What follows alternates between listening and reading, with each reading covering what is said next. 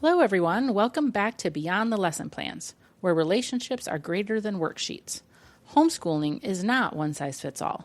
So today we're going to discuss some of the most common curriculum styles and how to choose the best one for your family. Hi, Erin. Hi, Laura. How are you today? I'm great. How are you? I'm good, thanks. Good.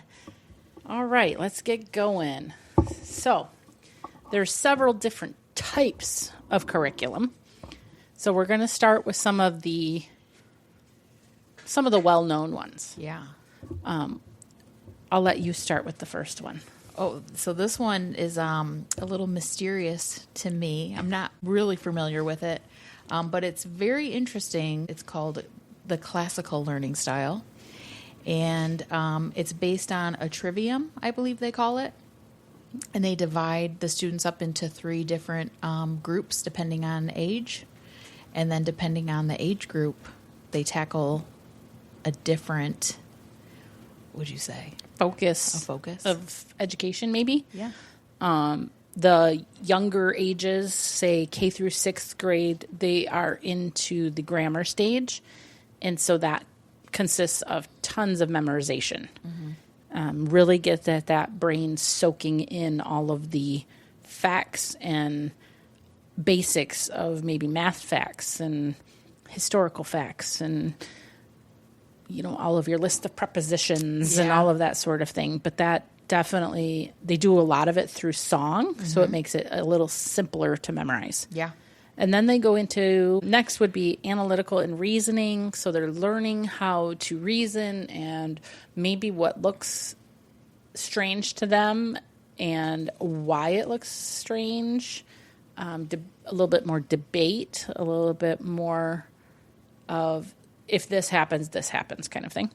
And then the last would be the rhetoric stage. Mm-hmm. And that's where they learn their persuasive expression, and that is in the grades 10 through 12. Some of probably the most popular one is classical conversations that I'm aware of. And that one is like a co-op where they have different pods or, I don't know, maybe groups, and they meet once a week. They divide up into these different 3 stages, grammar, logic, and rhetoric, and they learn their section, and then the rest of the week they go home, and they have their songs to practice, and they have their whatever their focus is, and that's how classical conversation works. I've never been enrolled, but I've had some friends that have done it, and they really enjoyed it. Some other ones would be like Veritas Press, Story of the World, Mystery of History. I know Mystery of History, there's 4 volumes currently. I think she keeps adding to them as, time passes. Okay. But every 4 years, you repeat volume 1 for a year, and then volume 2, volume 3. And so you'd go through them 3 times in your entire high school career or education. Yeah. K through 12, I guess. And each time you maybe do something deeper. So maybe you're learning about ancient history and you learn about a ziggurat and you build one with Legos. Yeah. And then the next year or the next time you go through that ancient's history, you do a research paper on ziggurats and how they were built and all that jazz. And then maybe in your high school years, you watch a documentary and maybe make a PowerPoint or something. So it gets just deeper every time you go through it. You learn kind of the same basic stuff, but it gets deeper and gets more expansive. My father's world is a little bit like that, where you continue to cycle through the curriculum, and then you go through it a couple times. And each time you go through it, you're learning, at a different level. So, did you repeat? No, we didn't repeat any of them. Okay, because there seems to be a lot of choices. That it's not like they just have 4 different choices. So it's very similar to Mystery of History, where it's labeled from Romans to the Greeks. Okay, and then the next group is the next time period. Yes. We can't keep track of all those time periods, but yes, it goes through time periods. But did you, in my father's world, because I never used it, did you find that you can start at any one of those time periods. So if somebody wants to start with U.S. history, can they start with U.S. history, or do they have to start with ancient history? No, they don't, because My Father's World is set up to be a family style. So if you have a kindergartner and a preschooler working on their own thing, and then they start first grade, they're going to jump in wherever the rest of their older siblings are, because it's going to cycle back through. So they would just pick up right where you're at, and then you cycle back through everything. Okay. Yep. I love that idea. Yeah. I do think that the classical repeating really cements those timelines. To me, it's just all about the timeline of, I don't remember ever, and it's maybe because I switched schools a lot, but I don't ever remember knowing what was going on in China at the same time that was going on in the U.S. And I thought that was such a benefit to history for me. It kind of pieced all this together that you just don't really realize is happening. Yeah, so My Father's World and Mystery of History, they both have you set up almost like a binder system or a timeline system, where you're adding things to the timeline as you learn them. And then as you start going back through different historical accounts, you're adding to the same century or the same decade. And then that's where you see the connections of things happening together. Yeah. I want to teach my grandkids history, because history was my favorite. That's the one I enjoyed. Not in high school when you're learning it, but when you're relearning it with your children. Exactly. All right, the next one is traditional. This one is replacing a school structure at home. Yeah. A lot of the curriculums listed here would be the same that you would find maybe in a private school. They utilize workbooks, textbooks, and tests and quizzes. Some of these have video options that would be accredited. Maybe if you are looking at trial homeschooling for a year, maybe your best bet would to try to use an accredited program.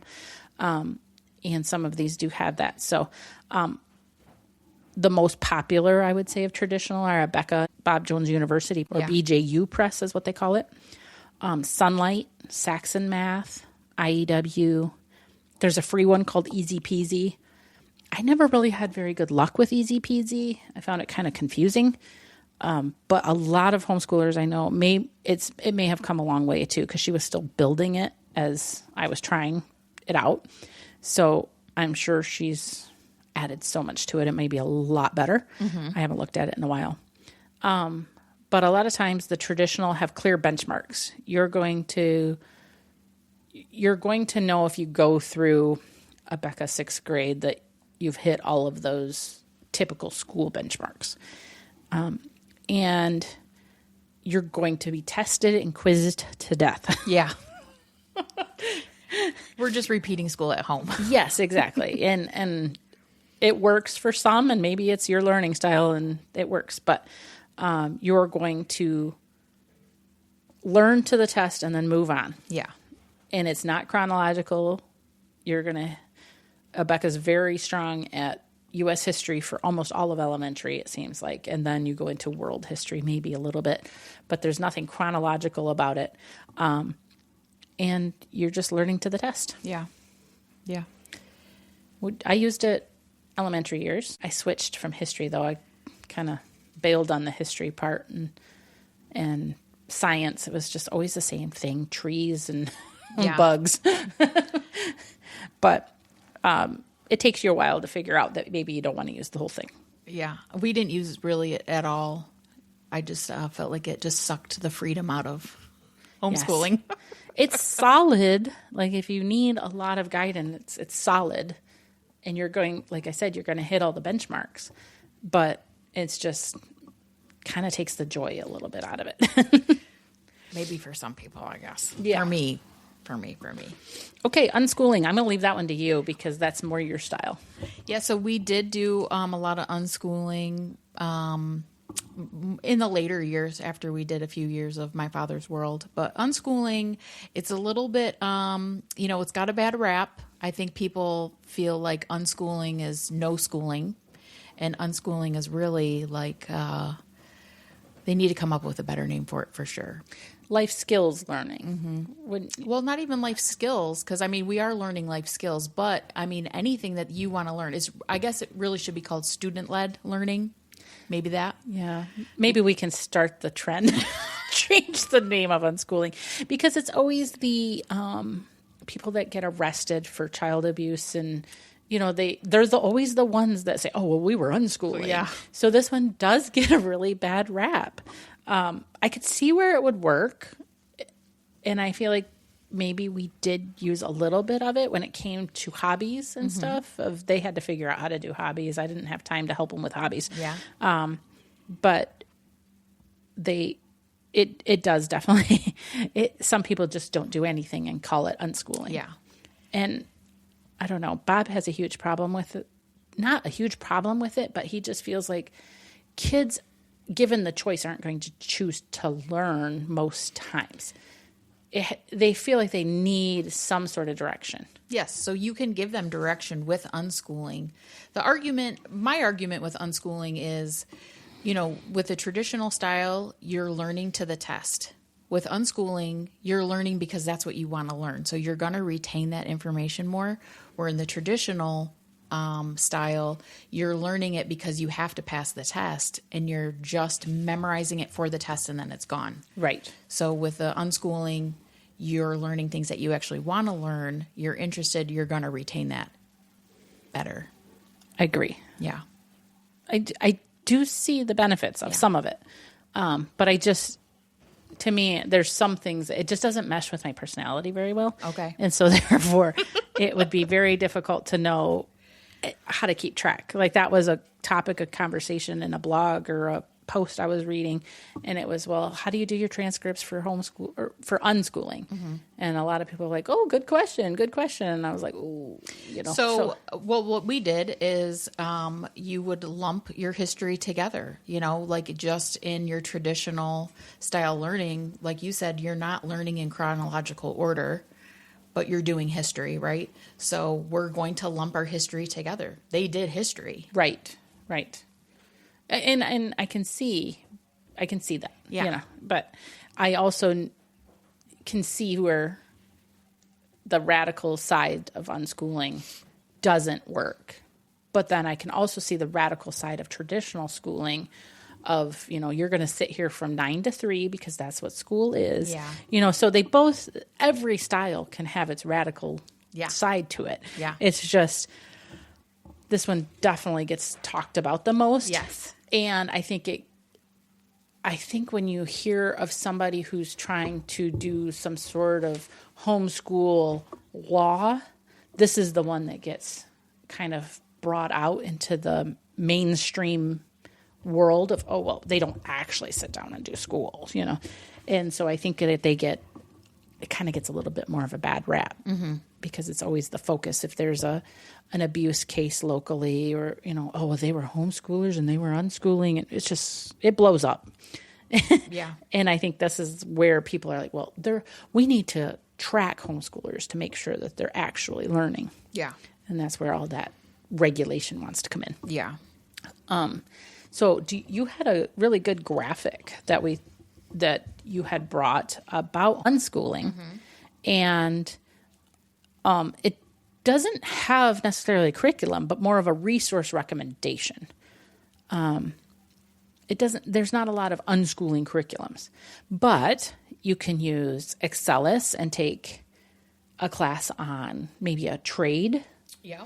Outschool, those are classes that are offered maybe, live online with a specific focus of maybe what your child's interested in. Teacher Pay Teacher has tons of things. Unit studies. Usborne books have really good, like you have a kid that's into coding, they have a coding book, or so they're not necessarily curriculums, but they will learn with these avenues. I saw something great. It was basically like unschooling is basically how we learn as adults. How are we going to learn something? We go to the library, we get some books, we go online, we research it, we do what we need to do to... We read the manual. Oh, dear. The assembled instructions from IKEA. Yeah. So it's basically adult learning for children. Okay. Teaching your kids to be lifelong learners. Yeah. This is the one that will probably do that the most. Yeah. because as adults, we're lifelong learners. We have to learn things. We have to learn how to change out a faucet or, how to start a business, how to do accounting, whatever it is. We have to learn it and we have to adapt. So it's kind of an adaptive learning type style. Yeah.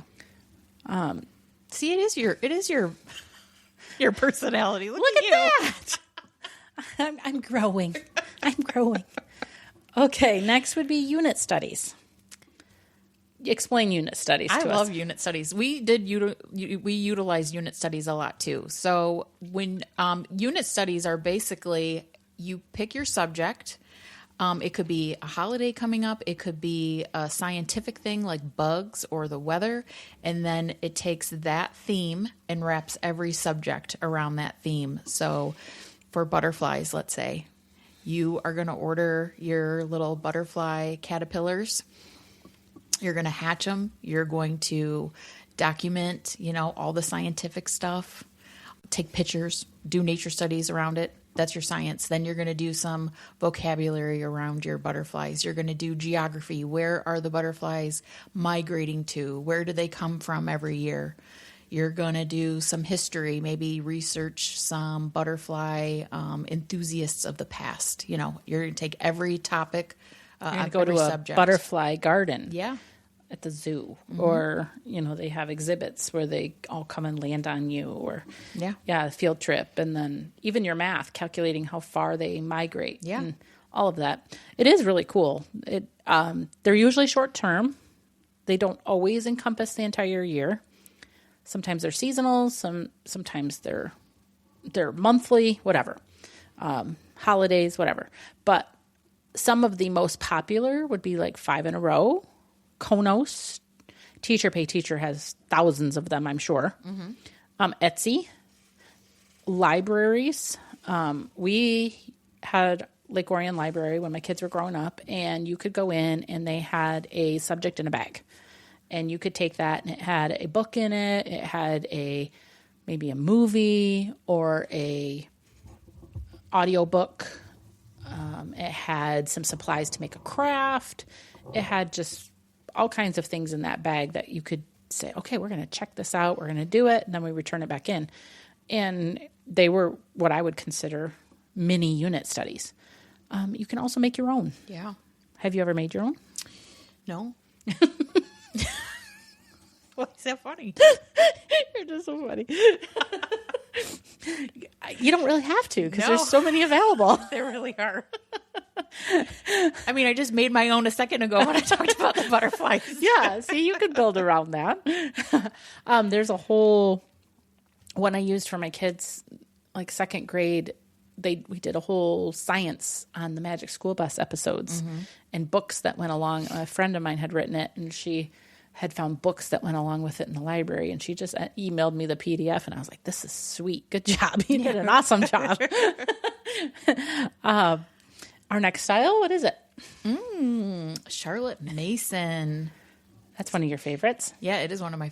So My Father's World would be considered a Charlotte Mason style. We used a lot of living books. So she's not big into textbooks. We're going to read about, like, a good example for probably the masses would be like your American Girl books. Those would be considered living books because it takes the story of one of the girls and then there's the history of what's happening in the moment, Mm-hmm. The Dear America series, the Tuttle Twins are all about like economics. The Rush Limbaugh ones about like the Revolutionary War. Yeah. There's a lot of whole book series. They don't read a whole lot of, she calls it twaddle. Yeah. Which is just nonsensical reading. What would you consider nonsensical reading? Captain Underpants? No. Very much. Graphic novels maybe aren't the best choice. I don't know. We're not saying don't read them. Yeah. Yeah. But, yeah, I would say Captain Underpants, The Diary of the Wimpy Kid. Yeah. There's not a lot of historical. They're just kind of funny, but they wouldn't be used as your literature source. Yeah. They also focus a lot on narration and dictation. Yeah. So what is narration and dictation? So if you read a book with the kids, instead of having them write out a book report on it, you want them to narrate the story back to you, especially in the younger ages. So you read a chapter a day or whatever, and then you have them summarize it? Yeah. Yeah. Okay. And then dictation is them just writing it down, kind of, as in the older years? Yeah. Or do you give them exactly what to say for dictation? We did a little bit of both. I guess it would depend. Okay. Yeah. So it's a little bit of both. Okay. And then there's a lot of quality over quantity. So it's the quality of stuff versus how much can we do. Okay. A lot of nature. We did a lot of nature studies, walking around, drawing what we see, studying, looking at creation and our creator. That was a big thing. Okay. And what examples of curriculum do we use a lot? Well, like I said, My Father's World. And then there's Simply Charlotte Mason. A Gentle Feast, Beautiful Feet are a few examples. Okay. Next would be like literature based, which is very similar to Charlotte Mason. Very heavy focus on living books, which is like Charlotte Mason. Loads of read alouds. The books can cross many different subjects. Those are more like Sunlight, Torchlight, Beautiful Feet again, Moving Beyond the Page, 5 in a Row, Learning Arts Through Literature, Build Your Library, Bookshark. Now, Bookshark is one a lot of the local hybrids use. It's the secular version of Sunlight. Okay. Basically the same curriculum, but if you're going to use literature-based, you need to have a very strong vocal box. Yes, for yourself. Yes. And then you also have to have a child that loves reading. Yeah. Because if sometimes there's, I've seen pictures of the Sunlight, like what we covered in a year, and, there might be 40, 50 books there that they've read in a year, which is excellent, but that's a lot of reading compared to maybe a 200-page textbook. Yeah. So you have to have a child who has a love for reading, or you got to figure out another way for them to sneak that in, maybe audiobooks or whatever. Yeah. But that is the focus of that sort of curriculum. So we tried that one year, and we decided it was not for us. It felt very never-ending to my children. And so we kind of went back to more of a traditional, okay, when I'm done with this page, I'm done. It just fit our family better. There is a lot of online homeschool programs. Yeah. Which, like we talked about in the traditional, if you're going to do it for just a short time, definitely try to use something online and accredited so that you don't have any trouble if you do decide to put them back into public school. But a lot of the traditional online programs are Becca, BJU Press, Acellus. Yeah, we use that. Power Homeschool, which I think is somehow related to Acellus, but I'm not really sure exactly. I don't know if one's accredited, one's not. I'm not really sure. But it has a monthly fee. With this Acellus, yeah, we had a monthly fee. Okay, and then but a Becca is like a one-time Is it? yearly fee. Yeah. Okay. And it can be expensive. Easy Peasy is free. Ambleside Online is free. Oak Meadow, Bridgeway Academy, Liberty University Online Academy, Switched on Schoolhouse, Time for Learning, the Keystone School, Northgate Academy. Some of these I've never had any exposure to. Some of them are secular. Some of them are religious. It just depends on what you're looking for. Yep. But definitely check to make sure they're accredited before you jump out of public school and hope to jump back in. And then we have a couple other ones that are kind of a little bit newer, maybe under the miscellaneous category. But we have what they call game schooling. And so Anthony did some game schooling. We bought, it was not expensive, but it was a program someone had put together, and it was through Minecraft. And it was about ancient ruins and different things like that. And they had a whole curriculum for them, and it included math. There was some even testing and quizzing, and it was a whole thing. So you would say it was a unit study on Minecraft, but using a game. Yeah. Okay.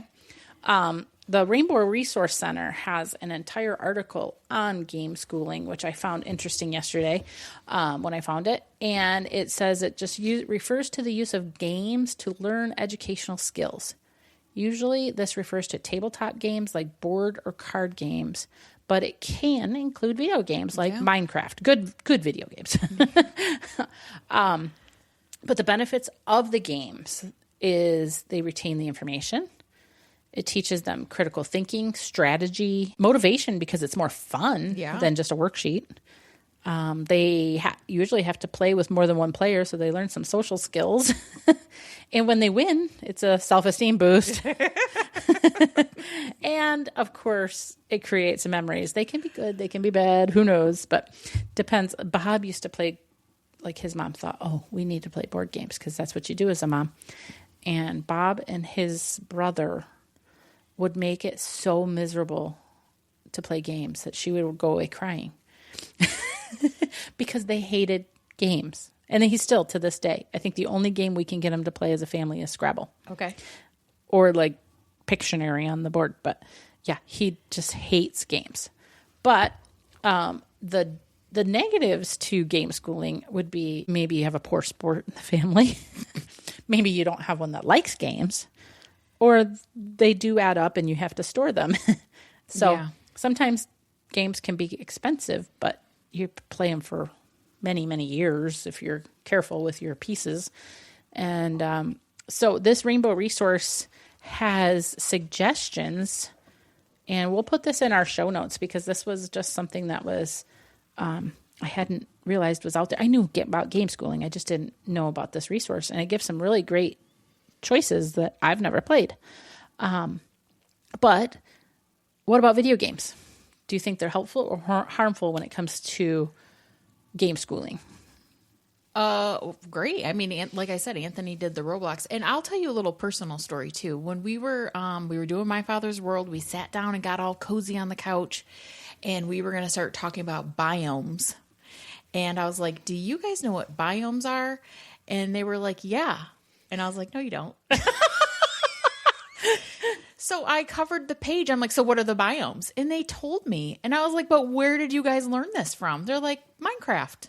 And I was like, "What?" Oh. So like they were learning even though they weren't enrolled in any kind of program. Right. They were just playing, Too funny. Yeah, isn't that funny? You still had to read the sheet for yourself, but they knew. I didn't know what a biome was, but they did. So, helpful or harmful? What about video games? They do require attention and focus. Mm-hmm. You can play online, but please be very careful about letting your kids play online. Unsupervised? Yes. Yeah. Minecraft definitely makes you creative. Yeah. You have to build and decide all that. Decision making, but they can be bad for your emotional health, and they can negate motivation somewhat because all they want to do, they get sucked in. So, be careful with your kids in the video game time because I know nowadays there's just so much focus on video games that sometimes we don't get. They can just be harmful sometimes. I don't know. My kids didn't play too much video games. We definitely limited it, but some families don't, and the kids still are perfectly functioning adults. So do what works for your family. Piggyback on another game schooling piggyback is there's homeschooling with Netflix. I found that Facebook group. Yes. So people have gone through all of the available options on Netflix and created entire curriculums. And now there's so many streaming choices. Yeah. I think because I remember that Facebook page, but I think then it was probably the main thing. But now you've got Prime and Hulu and everybody's putting out information. So there is tons of options I usually Google, where can I watch this documentary? Yeah. And something will pop up. So definitely, utilize your streaming services for a lot of things too. Because sometimes, you just don't want to read about the Roman Empire, and it would just be easier to watch a documentary about the Roman Empire. So, and no one should feel bad about throwing on a documentary to learn. I remember in high school, I had my history teacher. I won't mention any names, but all we did in class was watch movies and documentaries. I don't think he taught us at all. I remember I had a high school psychology class, and we had to watch Sybil and Poltergeist. Not movies I would have chosen to watch by any stretch, but yes, we had to watch them. And so we watched them for probably 2-3 weeks straight. Oof. At, 40-minute increments of it just seemed to take forever. Yeah. And I did not enjoy those. So, but it was multiple personalities, and it was covering, I don't know, just all the psychiatric strange personality traits. But, okay, so we're going to talk about online public school. And this also another thing that needs to be redefined, because this is not homeschooling. You are a public school student at home, which is a whole different thing, and it just has a whole definition difference, but most people call it homeschooling. In our area, you can use like Connections Academy, My Academy. There's homeschool partnerships through public schools, virtual schools. Oxford Virtual Academy is one. But just so you know that it's free to you, but they're getting paid for you. Your computer's provided, your textbooks are provided. They require you to take standardized testing. You have to go to count days. Usually they make it like a picnic or something so people want to come. Oh, stop. I'm not even kidding. Or you have to just log onto your computer that day so that they know that you did school. It's much more flexible. You have a teacher, but you only have to meet with her maybe Monday from noon to 1. Or there are live classes. There's recorded classes. You get a school report card. You attend a school graduation. It's going to be secular curriculum, but a lot of people classify that as homeschooling. So we just want to make the differentiation that you are a public schooler. Yeah. Also, there's hybrid models and pods and all these different things popping up in the last, I guess since COVID 2020. Yeah. Hybrid has become very popular in our area, where you go 2 days a week and you have your full day of classes, and you are a part-time public school student, or you have to self-pay. If you're going to self-pay, you might as well put them in private school because it's expensive. If you're going to use public funding, it drastically reduces the cost.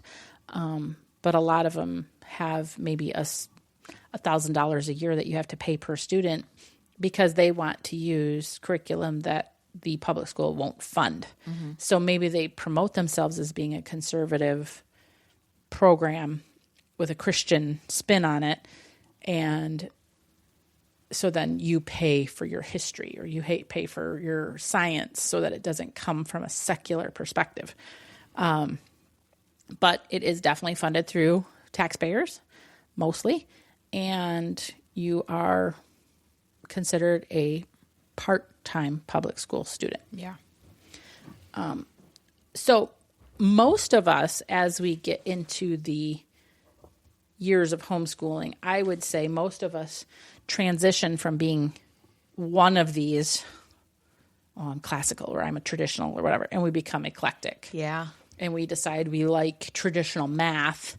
It has a great spiral approach, but we like classical history. And we like unschooling. Yes. Science. Yes. So don't be afraid to mix and match. Yeah. And choose one. And so be mindful to not just go all in and buy a $1,500 curriculum that you might only use the readers because you can probably get the reader list somewhere and just do your own. So just to bounce off that, I remember earlier in my homeschooling journey, I did see someone say, sometimes we do have to set the curriculum down, even though we did make that investment. If it's not working for your family and it's just a constant fight, you might have to set it down. Yes. And it's not, it doesn't feel good, but sometimes you just got to do it. Yes. Because maybe it's not working. Yeah. And, a lot of times, especially if you haven't used a lot of the consumables, you can get a good portion of your money back by selling it used or at a book sale. But definitely don't be afraid. That's what we did with Sunlight. I bought it used. I tried it. We did some of the readers, but we just did not enjoy the overall program. So we put it down, and I think I kept a lot of the readers because they were great, but I got rid of the teacher manual. Yeah. So if you're brand new into homeschooling and you don't know where to start and you're kind of overwhelmed by the unit studies and the Charlotte Mason and the literature based, and you're a little bit nervous about cherry picking right off the bat, you found a great resource on the Rainbow. Yeah, the Rainbow Resource Center. When I first started Rainbow Resource Center, you could request a catalog every year, and I think you may have had to pay a little bit for it because it was so much information. You may have had to pay for them to ship it to you. But I went on there yesterday to just do a little research and kind of catch up on what I was looking at. And I didn't want to recommend it if it wasn't a catalog anymore. Mm-hmm. So I thought, I'm going to check and see if it's still a thing. And so it is still an option. You can request a catalog, but they also had this section, and it was just so much stuff that was available to help parents choose curriculum. And maybe, I don't know, there was unit studies on there for free. They had a whole cooking one, and it was just a very valuable website. So I was like, okay, I definitely need to recommend this. But they also had some hints on how to choose your curriculum. And I thought this was an excellent way to do it. And so we wanted to touch base on that. But first, before you choose any curriculum, you have to decide as a parent what your involvement's going to be. Do you have the time to be highly involved in the day-to-day? Yeah. And highly involved, what would you say that would be? Like, that would be sitting down with your kids, doing the reading with them, reading them the books. I remember back when we first started, I'm sitting at the table with the kids 90% of the time, Yes. I'm reading to them. I'm walking them through where you're facilitating, you're helping, Yep. You're coming up with all the hands-on activities, and you're cutting and pasting, and you're sitting there for the duration of the day. That is if you're choosing, let's say, My Father's World. Now, if you're throwing in a Becca, you're still sitting there. Oh, are you? Oh, I would have just been like, ta. Well, because it has the whole bolded words you're supposed to read, and you're supposed to, walk them through this, and then they can do their worksheet. Okay. And then, the next subject comes up, and then you have a quiz and you have a test. And so you still have but as they get older, we also discussed this earlier, that we feel like in the early years, you have high parent involvement no matter what. Yeah. Because you're teaching them the phonics, you're teaching them to write, you're teaching them to, and so I think it does require more. But as you get older, they become more student-led. Now, medium parent involvement is a blend of parental direction and student independence. So you can base this on a student's age, ability, or the curriculum. Sometimes a program is considered medium when it is low prep and high interaction. Your time is saved on the planning end and prioritized intentionally during the lesson itself. Even children who like to be on their own appreciate some purposeful instruction time to gain clarity. Now, when your kids got into high school ages, did they, Mom, you got to come sit here? Yes. Yep. Even once in a while now, I'll be like, Mom, can you just sit here? Yeah, but what a blessing. I know. What a blessing they want us to sit with them. Yep. So a low parent involvement would be student-led materials. And maybe you're a full-time working mom and you need something where you're going to give your kid a good education, but you just don't have the high-intensity time. Yeah. And so maybe you need to just check in daily, ask questions. Maybe the hybrid works for you. Maybe you need an online program where they can, be kind of self-led. Would you say Excellus can be self-led? Oh, yeah, that's 100%. Yeah, so when we were saying earlier with the traditional, I think I would group in, even though we used Excellus as part of like kind of our unschooling, it's very traditional in the sense of it's a lecture. There's questions to answer.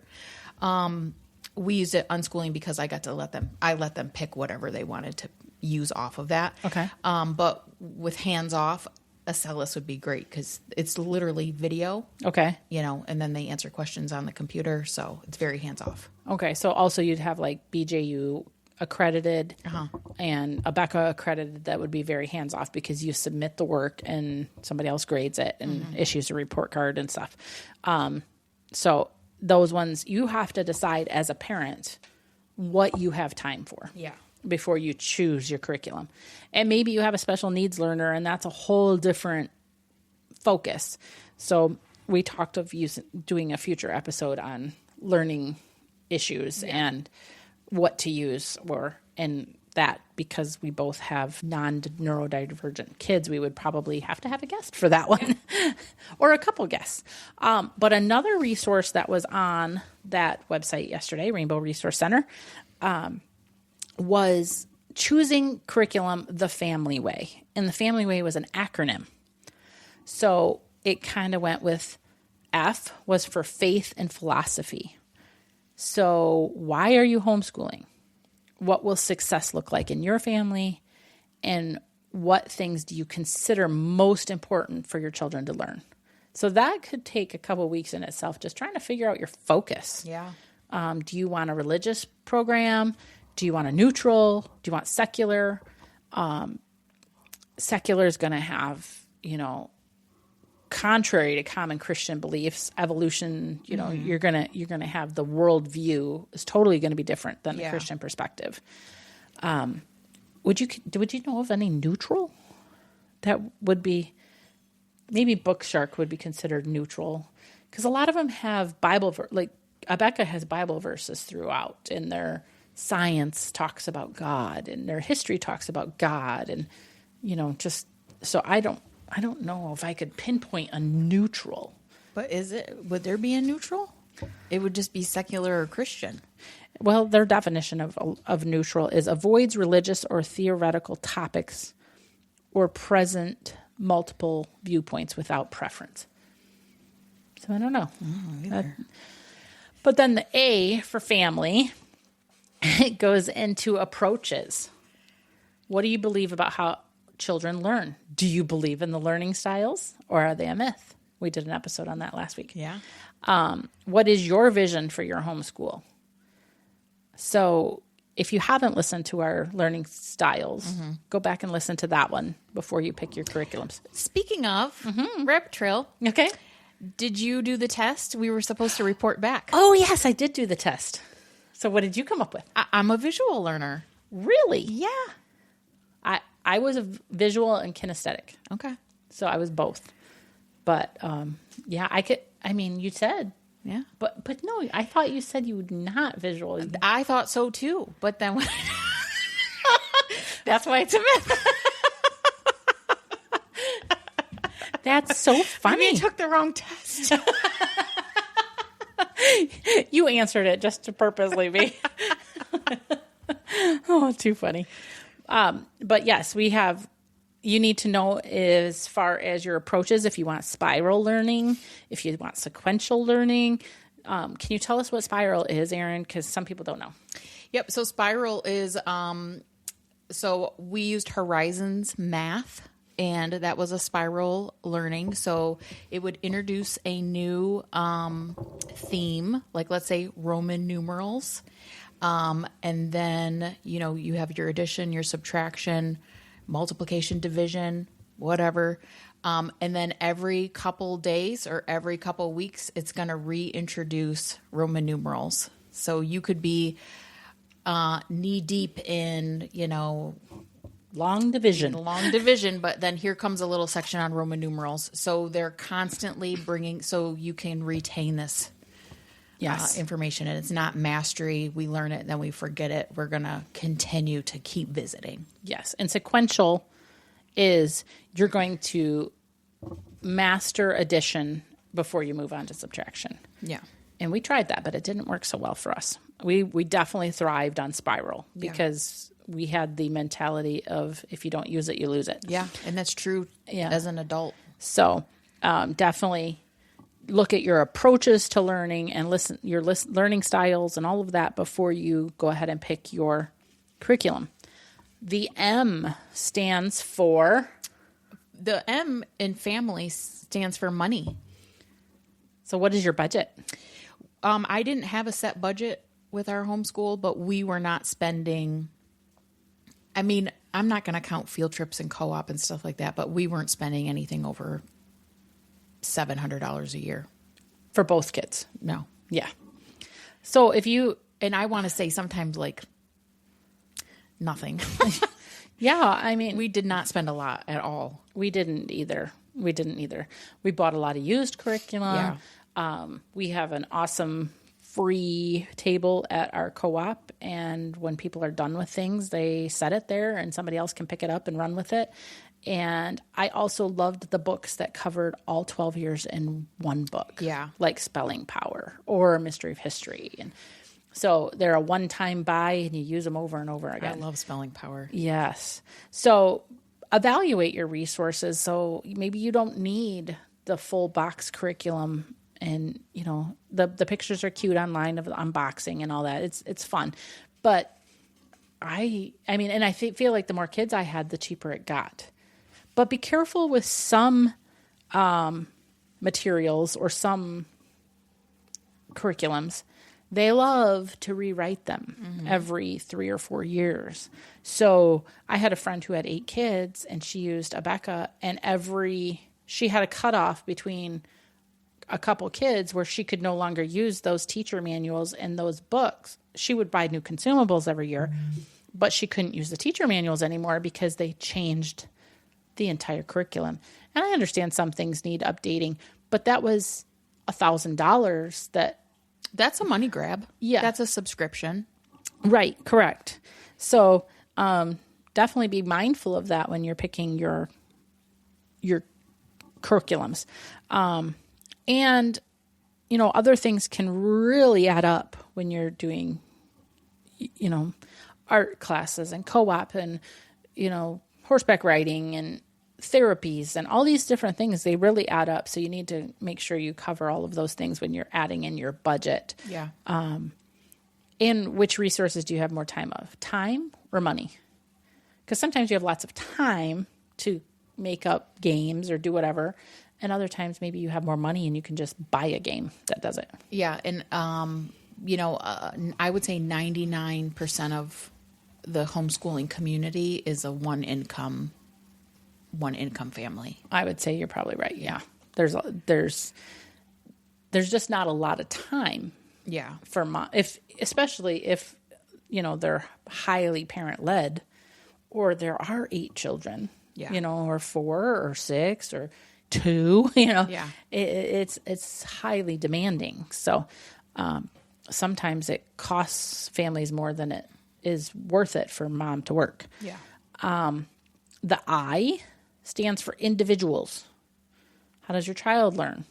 What is their learning style? What motivates your child to learn? Do you have a learning blessed or learning differently child? So maybe you need to tailor the education to your ADHD child or tailor it to the ADHD mom. Right, exactly. But, definitely take that into account and listen to our learning styles video if you're not quite sure.